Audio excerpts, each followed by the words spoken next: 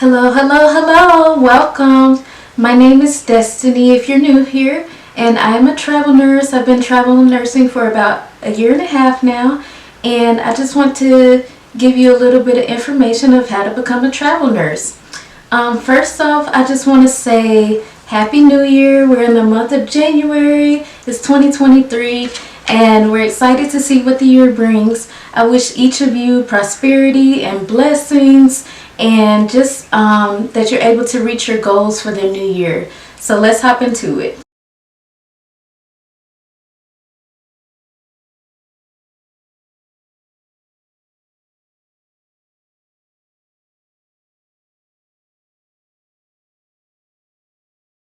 The reason I'm sure that you clicked on this video is because you're interested in travel nursing.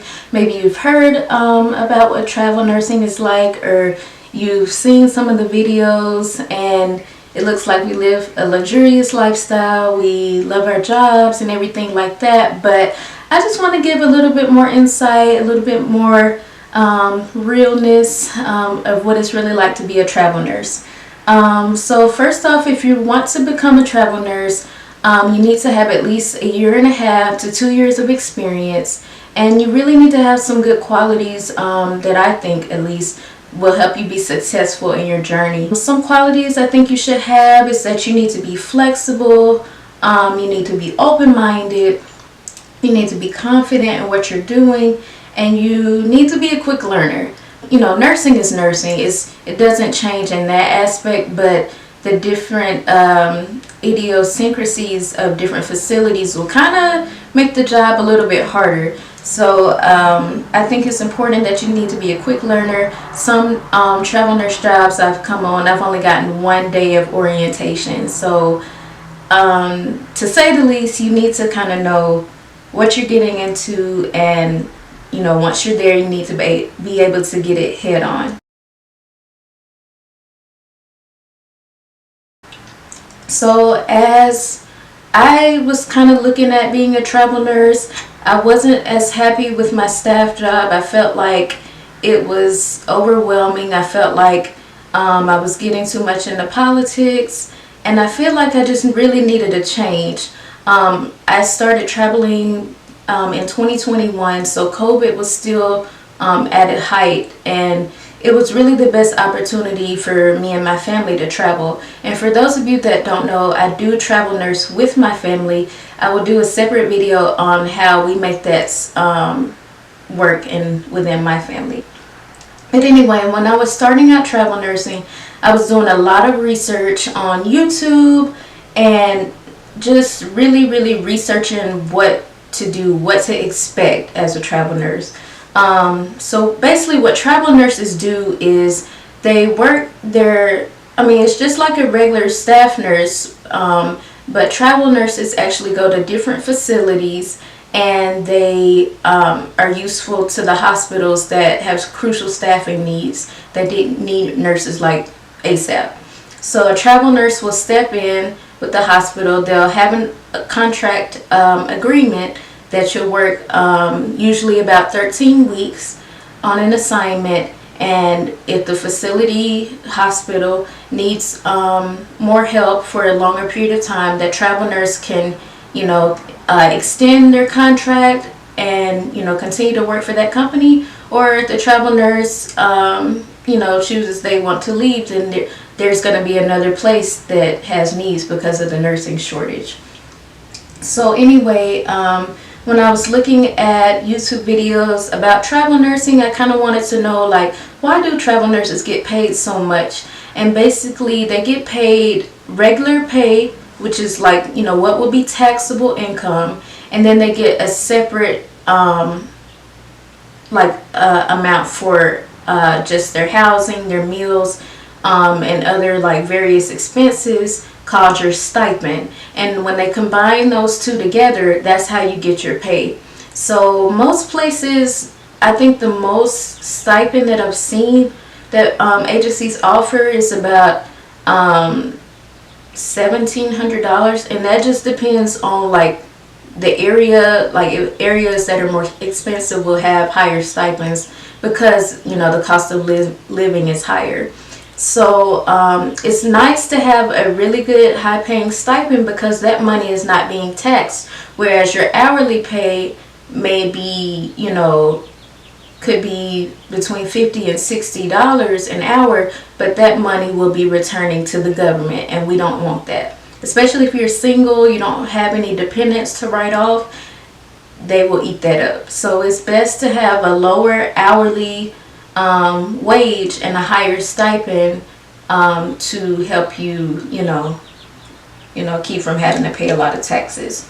But anyhow, they break that down in those videos. They also break down, how to find housing, or you can get your agency to help, but I prefer to find my own housing because I know that it'll be up to my standard of what I'm willing to pay. And also, since I travel with my family, I have to, make sure that, I'm not traveling alone, so I have that extra expense to find a good place for my family. So that's pretty good. And also what I did is I had a lot of friends that were starting to travel nurse, especially with the COVID pay being so increased to where it was. I was like, how do I get on? Like, put me on. And basically, like, when you talk to travel nurses that have already started, gone before you, they motivate you, they make you really feel like you can do it, and they just kind of help get you to, off the ground, because the hospital is going to want you to stay there as long as you can and put up with whatever you can as long as you can when, your travel nurse friends are out living their best life and, just having fun. So you really need to talk to some travel nurses. And also a good benefit about that, they can let you know what agencies are good, which ones to avoid, and, go from there. And also, one of the travel nurses that I encountered, that was my friend, she was a really good friend of mine, she helped me get on with the agency, and the agency paid us both a referral bonus. I think it was maybe like $250 or $500, but that was money that we didn't even have to work for. We just, got it based off of networking. So I highly recommend doing that when you, are getting into travel nursing. Another thing that I recommend is that you join Facebook groups about travel nursing. Just kind of browse, like the previous comments, there are different recruiters and agencies posting job postings, kind of breaking down. There are people asking questions, that they've come across that may be helpful to you when you start your journey. So highly recommend joining Facebook groups that are about travel nursing. So yes, so the next tip I have is that you need to have money saved up. And you need to calculate your bills so that when you do start travel nursing, the amount of income that you plan to make is going to be profitable, because, we're not doing travel nursing. Some people do travel nurse just to, go to different cities, but in my opinion, I think it's a waste to not also make profit while you're doing both of those. So anyway, you want to calculate your expenses, because say the job offers that are on the board are paying like $2,500 a week for 36 hours for you to work. Well, $2,500 for 4 weeks is $10,000, right? Well, that doesn't include the money that will be taxed.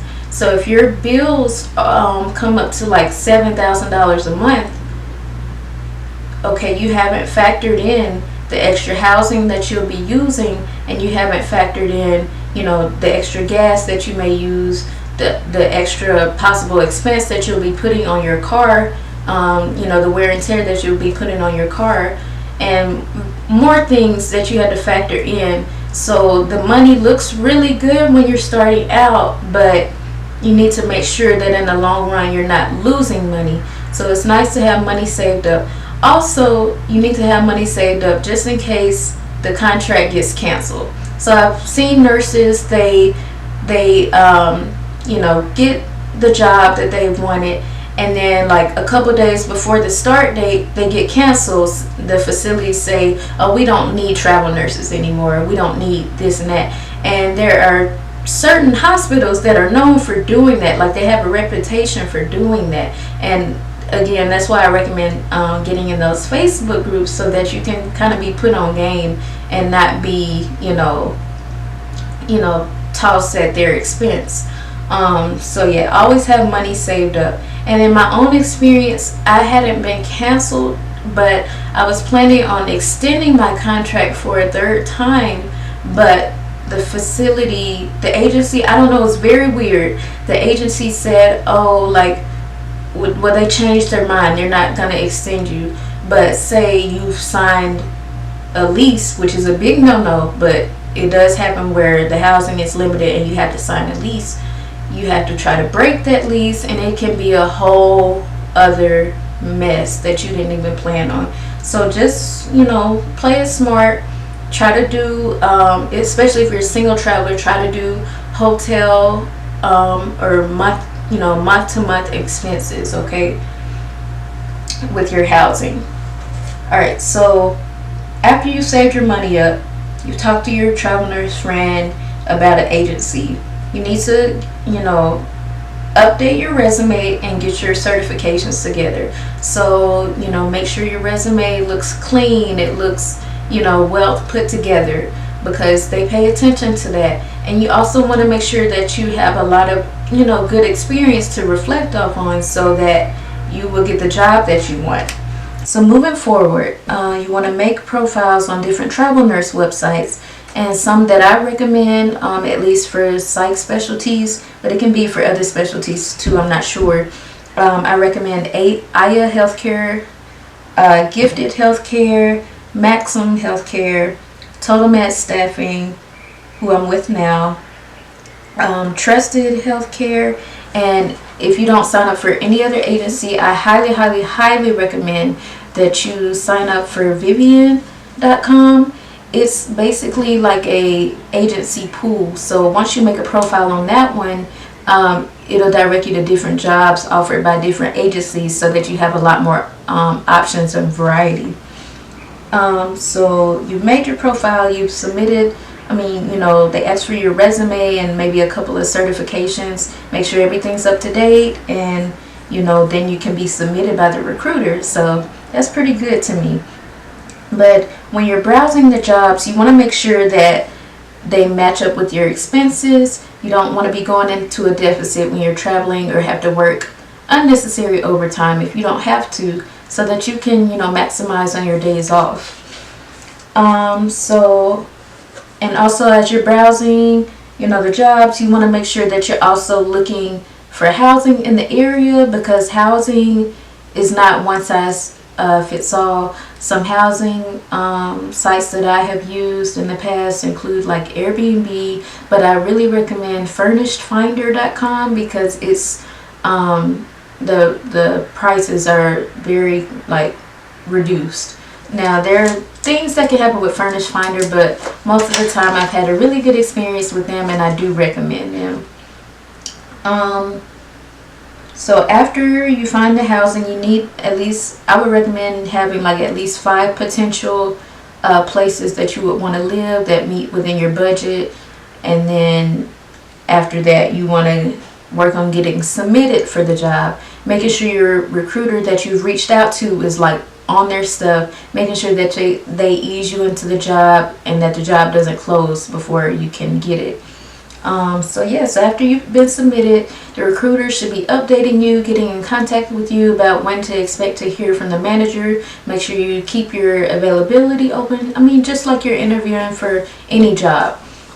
So you're gonna, after you get in touch with your recruiter's gonna let you know, hey, be expecting a call from your manager today, and then they will follow up. The manager will follow up. And it's funny, because I used to be like before I started travel nursing, I was so nervous. I'm like, they're gonna ask me, tell me about yourself. Where do you see yourself, in 5 years? But it's not like that with travel nursing. The manager will literally just get on the phone with you, and they will say, okay, do you have any questions about the facility?